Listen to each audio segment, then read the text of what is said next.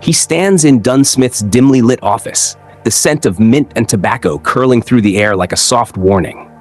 It's the kind of scent that marks a boundary between the world he thought he understood and the world he's already knee-deep in, without any hope of retreat.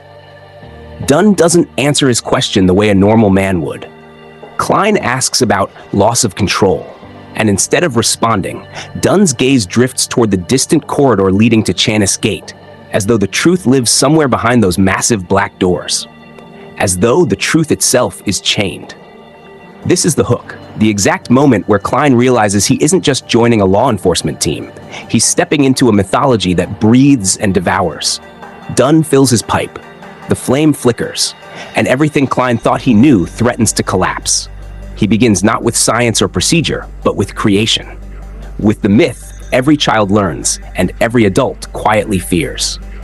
Klein remembers fragments, but Dunn fills in the missing pieces with an ease that feels practiced, almost ritualistic. The creator's shattered body giving birth to races, lungs becoming elves, heart becoming giants, hair becoming phoenixes. Every marvelous species, every nightmare, every whisper in the dark, all born from divine ruin. Strange, anatomical, disturbingly detailed. His lungs turned into the elves, his heart turned into the giants. Klein wants to dismiss it as poetry, but he can't, because every church tells the same story. And myths that survive too long often survive because they're true. But beneath the tale, Klein hides a question that has gnawed at him for years. Why was the Evernight Goddess not born from the creator's spirit, like the eternal blazing sun or the Lord of Storms?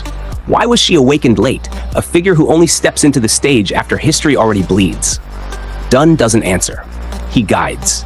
Repeat the goddess's full title. Lady of Crimson, Mother of the Secrets. And suddenly it hits Klein with a force more elegant than thunder. The Lady of Crimson embodies the red moon, and the red moon was one of the creator's eyes, not late, not lesser, chosen. He and Dunn share a quiet smile, an understanding that tastes like revelation, one layer deeper, one step farther into a cosmology held together by silence and fear and fractured divinity. But mythology is only the doorway. The truth waiting behind it is bloodier. Dunn's voice sinks, losing warmth, losing safety. He explains how early humanity, fragile, powerless, learned to extract strength from monsters and spirits, refining their essence into potions. But those first attempts were tragedies. Bodies collapsing, souls twisting, minds shattering, without even a scream. Only the blasphemy slate changed everything. A miracle no one understands, a map of power no one deserved. And so the sequences were born. Each potion a step upward, each step lined with bones. Even now, Dunn says, many still lose control every year, despite the rules, despite the 3-year minimum between advancements. But this isn't the part that scares Klein. It's the 5 causes Dunn outlines, each one colder than the last. A child born with spiritual sensitivity can advance only one path, fate deciding their future before they even speak. A beyonder who strays into another sequence loses their mind. One deviation is enough to doom every advancement after. Residual madness lives inside every potion, layered quietly like rust on a blade, waiting to break through. And then the last cause, the most human, the most terrifying. Higher sequences sharpen perception until every whisper becomes a battlefield. Every hallucination becomes a temptation. Every desire becomes a trap. Dunn looks at Klein, steady, grim, and utterly honest, quoting the founder of the Nighthawks. We are guardians, but also a bunch of miserable wretches that are constantly fighting against dangers and madness. It lands like a punch. Klein feels the world shrink around him. No glory, no triumph, just a war fought inside one's own mind. And yet, he doesn't flinch. There is always a price to any gain, he says, voice soft but resolute. He knows fear, he knows panic. During the luck ritual, those murmurs nearly shredded him. Whatever stalks this world, whatever touches his mind at night will not disappear if he runs. So he stays. He faces forward. Dunn shifts the conversation, grounding things back in the mundane, the daily operations of the Nighthawks, clerks, cleaners, accountants, the normal people who stand beside the extraordinary without ever seeing the whole picture. Klein assumes he'll be assigned clerical work too, maybe helping Roseanne with paperwork. But Dunn shakes his head. No, you are a professional. The words catch Klein off guard. Professional? How? He's barely stepped into this world. But Dunn clarifies. His first task is not fighting monsters. His first task is to walk. Every morning or afternoon, Klein must walk the streets between Welch's home and his own, slow, repetitive, meditative, because memory lingers in strange ways. Because the human spirit leaves behind traces even after death. They believe Klein hid the antagonist's diary before he committed suicide. If he finds it, if he brings it back, the contribution may be enough to grant him a potion, enough to let him become a real Beyonder. The loop tightens, the trap pulls him deeper. Every step he takes now is a step he once took as a dead man. Dunn moves on. Klein's second assignment is quieter.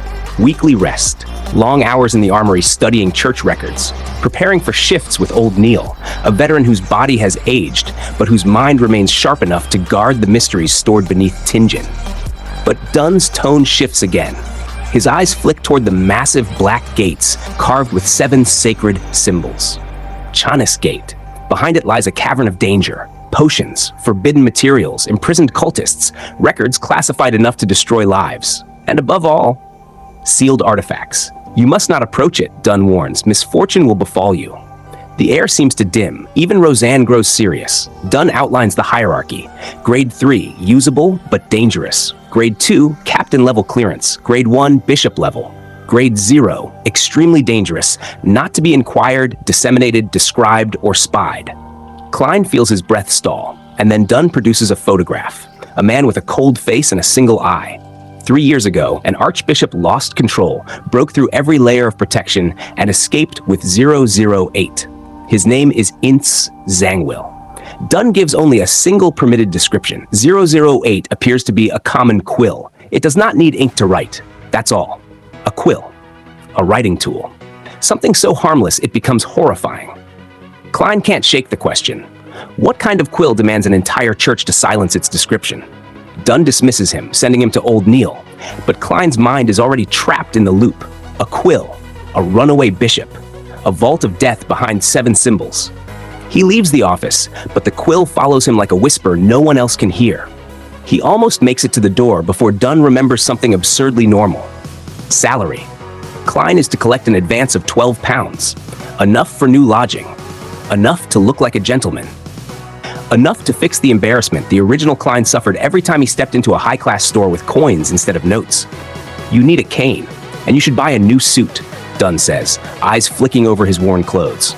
It stings. It stirs memories that aren't entirely his. Poverty, insecurity, the kind of humiliation that sits in the bones. But Klein nods. He understands. Appearances matter. When Dunn mentions that Roseanne alone is enough proof for the advance, Klein nearly winces.